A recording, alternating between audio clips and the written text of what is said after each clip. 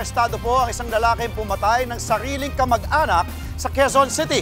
Umamin ang suspect sa krimen pero paratang niya pinakulam ng biktima ang kanyang apo. Nasa frontline ng balitang yan, si Hannibal Talete. Sa kanyang bahay sa Barangay Culiat, inaresto na mga operatiba ng Quezon City Police District ang lalaking ito na inakusahan ng pamamaril sa kanyang kaanak.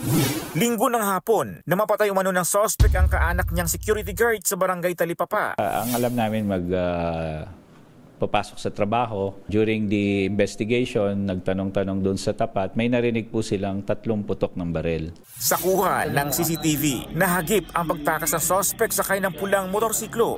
Natukoy ang pagkakakilanlan niya nang magtanggal siya ng helmet. Nakumpiska mula sa suspect ang isang baril na kargado ng mga bala, pati na ang motorsiklong ginamit sa krimen. Aminado ang suspect sa nagawang krimen. Binaril niya raw ang kaanak dahil pinakulam umano nito ang kanyang mga apo. Nung pagbantahan niya kaming patayin lahat, kasi napatay niya yung 2 kong apo. Daw doon sa pagbabanta niya doon sa nanay ng bata. Hindi ko intention patayin siya. Anuin ko lang siya sa paa. Barilin ko lang siya sa paa. Sinampahan na ang suspect ng reklamong murder, paglabag sa Comprehensive Firearms and Ammunition Regulation Act at Motorcycle Crime Prevention Act. Nagbabalita mula sa frontline.